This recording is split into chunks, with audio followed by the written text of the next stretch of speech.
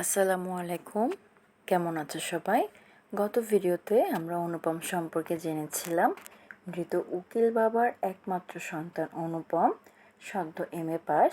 পরিবারে তার মা এবং মামা রয়েছে। অনুপমের আসল অভিভাবক তার মামা। বন্ধু হরিশ বিয়ের জন্য ভালো মেয়ের সন্ধান দিলে অনুপম হরিশকে বলে তার মামাকে জানাতে, কারণ মামা তার আসল অভিভাবক।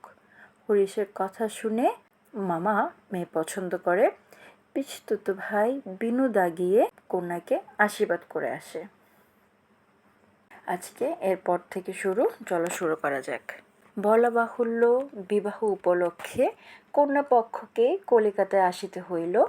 কন্যার পিতা শম্ভুনাথ বাবু হরিশকে কত বিশ্বাস করেন তাহার প্রমাণ এই যে, বিবাহের 3 দিন পূর্বে তিনি আমাকে প্রথম চক্ষে দেখেন এবং আশীর্বাদ করিয়া যান। বয়স তার 40-এর কিছু এপারে বা ওপারে।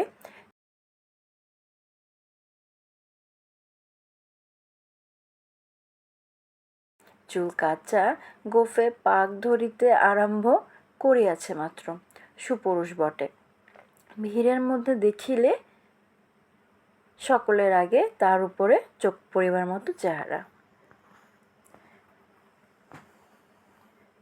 কন্যাপক্ষকে বিয়ে উপলক্ষে কলকাতায় আসতে হলো। মেয়ের বাবা শম্ভুনাথ বাবু হরিশকে কতটা বিশ্বাস করেন তার প্রমাণ বিয়ের 3 দিন আগে তিনি অনুপমকে প্রথম চোখে দেখে আশীর্বাদ করে যান। তার বয়স 40-এর কাছাকাছি, চুল কাঁচা, গোফে পাক ধরতে শুরু করেছে মাত্র, দেখতে সুপুরুষ। ভিড়ের মাঝে দেখলে সবার আগে তার উপরে চোখ পড়ার মতো চেহারা। আশা করি আমাকে দেখিয়া তিনি খুশি হইয়াছিলেন। বোঝা শক্ত, কেননা তিনি বড়ই চুপচাপ। যে দুটি একটি কথা বলেন যেন তাহাতে পুরো জোর দিয়া বলেন না। মামার মুখ তখন অনর্গল ছুটিতেছিল। ধনে মানে আমাদের স্থান যে শহরের কারো চেয়ে কম নয়, সেইটিকেই তিনি নানা প্রসঙ্গে প্রচার করিতেছিলেন।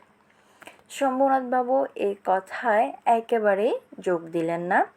কোনো ফাঁকে একটা হু বা হা কিছুই শোনা গেল না। আমি হইলে দমিয়া যাইতাম, কিন্তু মামাকে দমানো শক্ত। তিনি শম্ভুনাথবাবুর চুপচাপ ভাব দেখিয়া ভাবিলেন লোকটা নিতান্ত নির্জীব, একেবারে কোনো তেজ নাই। বেহাই সম্প্রদায়ের আর যাই থাক, তেজ থাকাটা দোষের।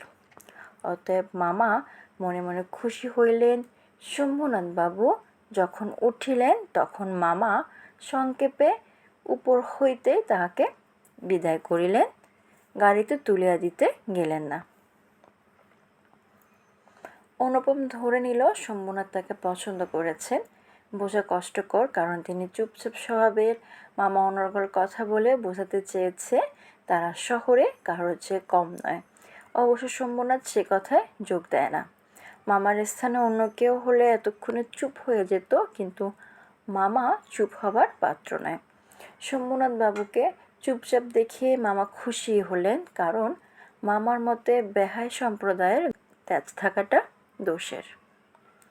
কারণ মামার মতে বেহাই সম্প্রদায়ের তেজ থাকাটা দোষের। শম্ভুনাথ বাবু চলে যাবার সময় তাকে বাড়ি থেকেই বিদায় জানায়, গাড়িতে তুলে দিতে যাননি। পণ সম্বন্ধে দুই পক্ষে পাকাপাকি কথা ঠিক হইয়া গিয়াছিল।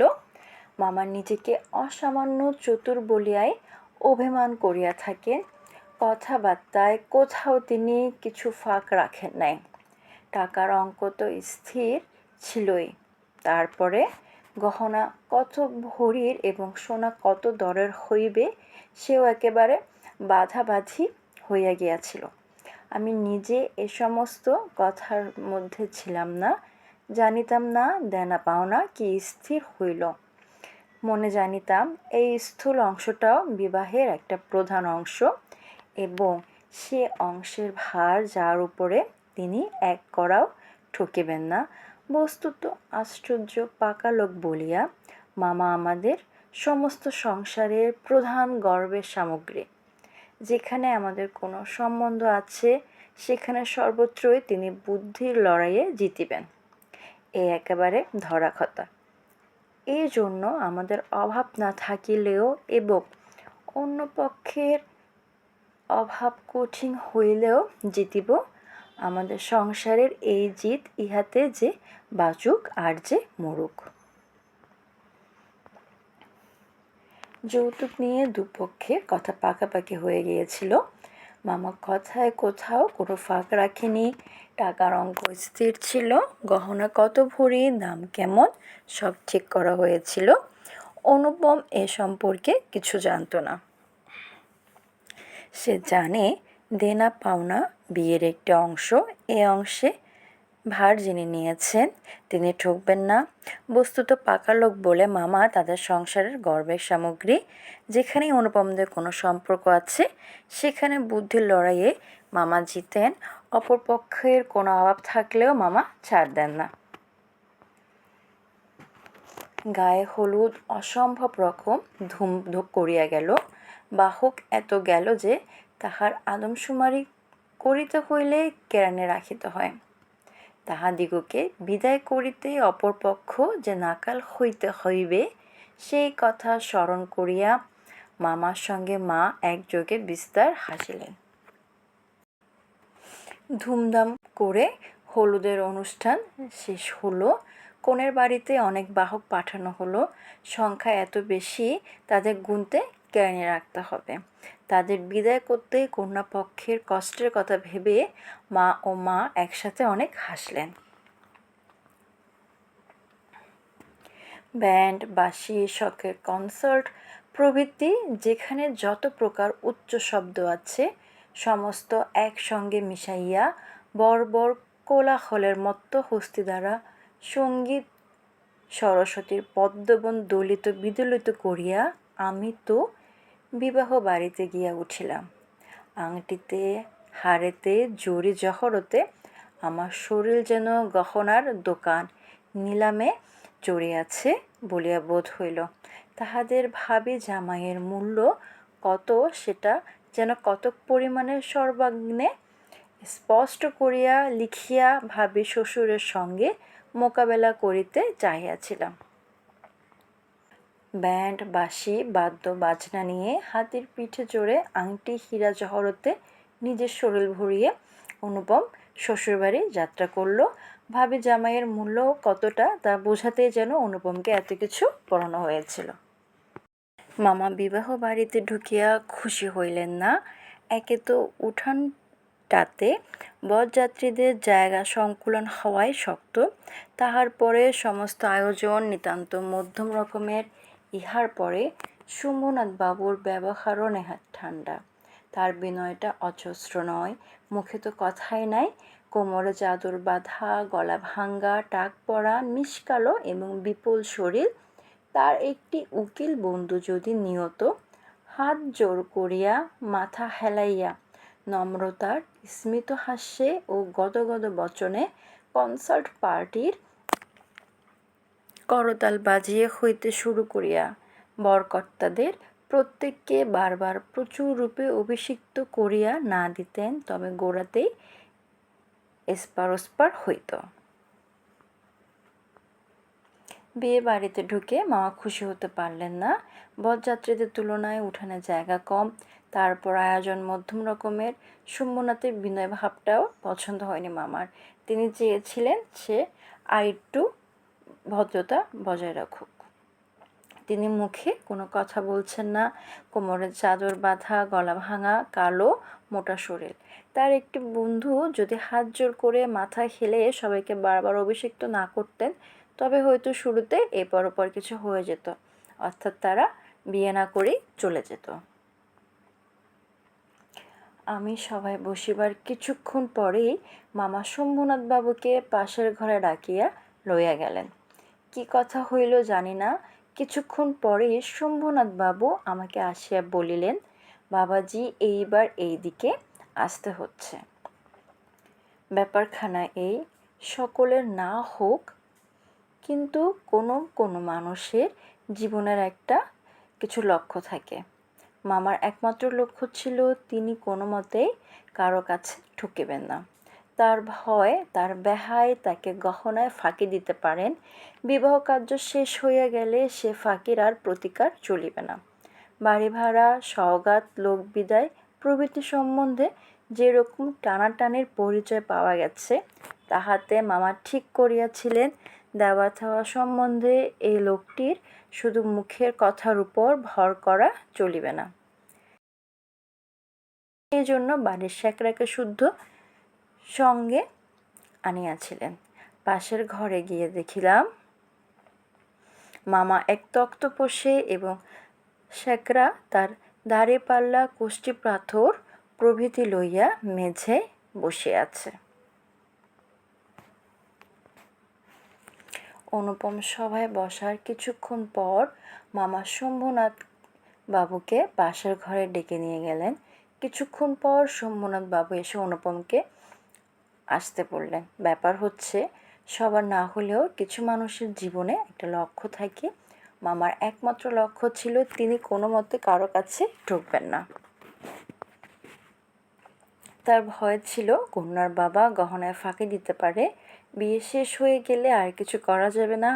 তাই তিনি শেখরা এনেছিলেন। অনুপম পাশের ঘরে গিয়ে দেখল মামা তক্তপোষে এবং শেখরা মেঝেতে দাঁড়িপাল্লা ও কোষ্ঠী পাথর নিয়ে বসে আছে। শম্ভুনাথবাবু আমাকে বলিলেন, তোমার মামা বলিতেছেন বিবাহের কাজ শুরু হইবার আগেই তিনি কনের সমস্ত গহনা যাচাই করিয়া দেখিবেন। ইহাতে তুমি কি বলো? আমি মাথায় হেঁট করিয়া চুপ করিয়া রহিলাম। মামা বলিলেন, ও আবার কি বলিবে? আমি যা বলিব তাই হইবে। শম্ভুনাথবাবু আমার দিকে চাহিয়া কহিলেন, সেই কথা তবে ঠিক? উনি যা বলিবেন তাই হইবে, এ সম্বন্ধে তোমার কিছু বলিবার নাই? আমি একটু ঘাড় নাড়ার ইঙ্গিতে জানাইলাম, এসব কথায় আমার সম্পূর্ণ অনধিকার।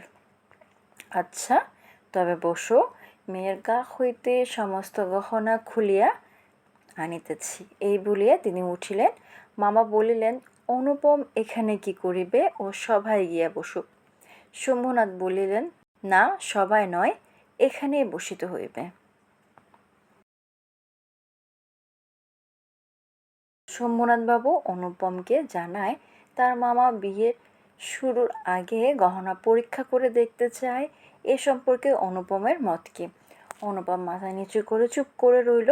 মামা বলল, তিনি যা বলবে তাই হবে। শম্ভুনাথ আবার অনুপমকে প্রশ্ন করল, মামার কথায় সব হবে কিনা, এ সম্পর্কে তার কিছু বলার আছে কিনা? অনুপম ঘাড় নেড়ে ইঙ্গিত দিয়ে বুঝিয়ে দিল এসবে কথা বলার অধিকার তার নেই। তখন শম্ভুনাথ বলল, বসো, মেয়ের গা থেকে গহনা নিয়ে আসি। মামা আপত্তি জানিয়ে বলল, এখানে অনুপম কি করবে? অনুপম সবাই বসুক। উত্তরে শম্ভুনাথবাবু বললেন, সভা নয়, এখানে বসতে হবে। কিছুক্ষণ পরে তিনি একখানা গামছায় বাঁধা গহনা আনিয়া তক্তপোষের উপর মেলিয়া ধরিলেন। সমস্তই তাহার পিতামহীদের আমলের গহনা, হাল ফ্যাশনের সূক্ষ্ম কাজ নয়, যেমন মোটা তেমনি ভারী। সেরা গহনা হাতে তুলিয়া লইয়া বলিল, এ আর দেখিব কি, ইহাতে খাদ নাই, এমন সোনা এখনকার দিনে ব্যবহারই হয় না। এই বলিয়া সে মকরমুখা মোটা একখানা বালায় একটু চাপ দিয়া দেখাইল, তাহা বাকিয়া যায়। মামা তখনই নোট বইয়ে গহনাগুলির ফদ্দ টুকিয়া লইলেন।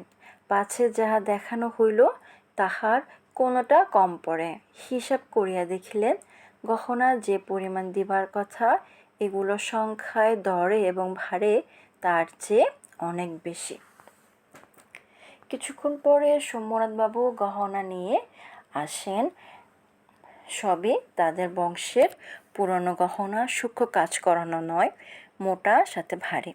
শেখরা যাচাই করে বলল, কোনো খাদ নেই, এমন সোনা এখনকার দিনে ব্যবহার হয় না। একটা মকরমুখা বালা পরীক্ষা করেও দেখালেন।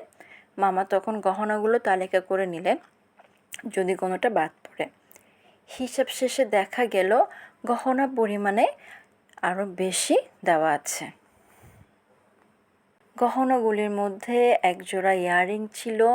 শম্ভুনাথ সেইটে শেখরাকে হাতে দিয়ে বলিলেন, এইটা একবার পরখ করিয়া দেখো।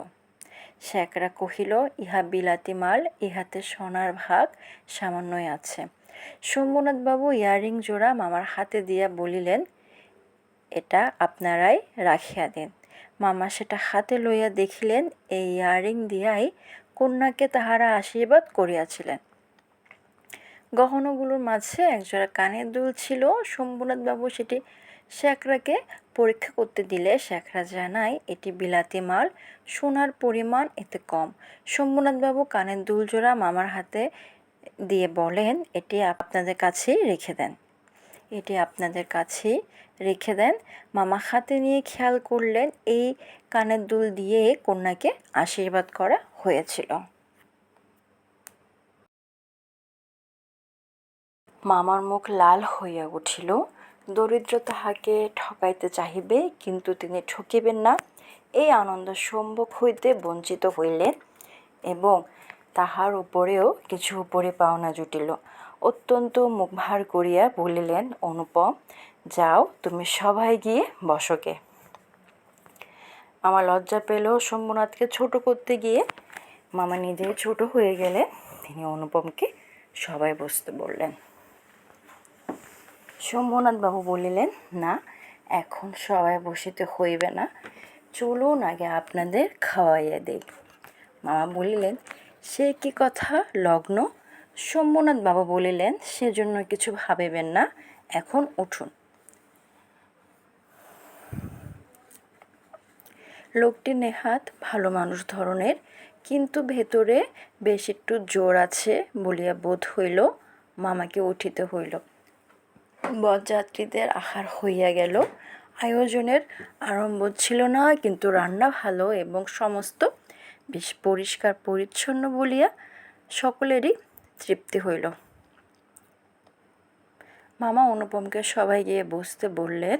শম্ভুনাথবাবু জানায় আগে খাবার খাওয়ানো হবে। মামা লগ্নের কথা বললে শম্ভুনাথবাবু জানায় তা নিয়ে না ভাবার জন্য মামা উঠলেন। বরযাত্রীরা সবাই খাবার গ্রহণ করলো। জাঁকজমক না হলেও রান্না ভালো, পরিষ্কার পরিচ্ছন্ন থাকাতে সবাই তৃপ্তি পেল। বরযাত্রীদের খাওয়া শেষ হইলে শম্ভুনাথবাবু আমাকে খাইতে বলিলেন। মামা বলিলেন, সে কি কথা, বিবাহের পূর্বে বর খাইবে কেমন করিয়া? এ সম্বন্ধে মামার কোনো মত প্রকাশকে তিনি সম্পূর্ণ উপেক্ষা করিয়া আমার দিকে চাহিয়া বলিলেন, তুমি কি বলো, বসিয়া যাইতে দোষ কিছু আছে?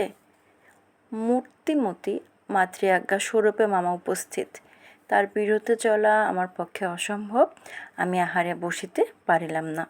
বরযাত্রীদের খাওয়া হয়ে গেলে শম্ভুনাথবাবু অনুপমকে বসতে বললেন। মামা বললেন, বিয়ের আগে কিভাবে খেতে বসবে?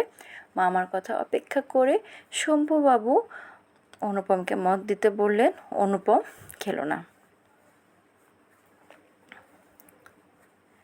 তখন শম্ভুনাথবাবু মামাকে বলিলেন, আপনাদিগকে অনেক কষ্ট দিয়াছি, আমরা ধনী নই, আপনার যোগ্য আয়োজন করিতে পারি নাই, ক্ষমা করিবেন, রাত হইয়া গেছে, আর আপনাদের কষ্ট বাড়াইতে ইচ্ছা করি না, এখন তবে। মামা বলিলেন, তা সবাই চলুন, আমরা তো প্রস্তুত আছি। শম্ভুনাথ বলিলেন, তবে আপনাদের গাড়ি বলিয়া দেই। মামা আশ্চর্য হইয়া বলিলেন, ঠাট্টা করিতেছেন নাকি? শম্ভুনাথ কহিলেন, ঠাট্টা তো আপনিই করিয়া সারিয়াছেন, ঠাট্টার সম্পর্কটাকে স্থায়ী করিবার ইচ্ছা আমার নাই। শম্ভুনাথবাবু মামাকে বললেন, আপনাদের অনেক কষ্ট দিয়েছি, আপনারা ধনী, আপনাদের যোগ্য মতো আয়োজন করতে পারিনি, ক্ষমা করবেন, আপনাদের গাড়ি ঠিক করে দেয়। এই কথা শুনে মামা বললেন, ঠাট্টা করছেন? তার উত্তরে শম্ভুনাথবাবু বলল, ঠাট্টা আপনি করেছেন, ঠাট্টার সম্পর্ক স্থায়ী করার ইচ্ছা তার নেই। মামা দুই চোখ এত বড় করিয়া মেলিয়া অবাক হইয়া রহিলেন। শম্ভুনাথ কহিলেন, আমার কন্যার গহনা আমি চুরি করিব, এই কথা যারা মনে করে তাদের হাতে আমি কন্যা দিতে পারি না। আমাকে একটি কথা বলাও তিনি আবশ্যক বোধ করিলেন না, কারণ প্রমাণ হইয়া গেছে আমি কেহই নই। তারপরে যাহা হইল সে আমি বলিতে ইচ্ছা করি না। ঝড় লণ্ঠন ভাঙিয়া চুরিয়া, জিনিসপত্র লণ্ডভণ্ড করিয়া, বরযাত্রের দল দক্ষ যজ্ঞের পালা সারিয়া বাহির হইয়া গেল। বাড়ি ফিরিবার সময় ব্যান্ড, রওশন চৌকি ও কনসার্ট একসঙ্গে বাজিল না, এবং অভ্রের ঝাড়গুলো আকাশে তারার উপর আপনাদের কর্তব্যর বরাত দিয়া কোথায় যে মহানির্বাণ লাভ করিল সন্ধান পাওয়া গেল না। শম্ভুনাথের কথা শুনে মামা অবাক হলেন। শম্ভুনাথ বললেন, আমার মেয়ের গহনা আমি চুরি করব এ কথা যারা মনে করে তাদের হাতে আমি মেয়ে দিতে পারি না। তিনি অনুপমকে কিছু বললেন না, কারণ তিনি বুঝে গেছে অনুপম কেউ নয়, অর্থাৎ অনুপম নিজে থেকে কিছুই বলবে না বা করবে না। এরপর যা হলো তা অনুপমের বলতে ইচ্ছা করে না। বরযাত্রীরা জিনিসপত্র ভেঙে বের হয়ে গেল। যাবার পথে কোনো বাদ্যযন্ত্র বাজানো হলো না। এর পরের অংশ আমরা তৃতীয় পর্বে জানতে পারবো। সাথে থেকো সবাই।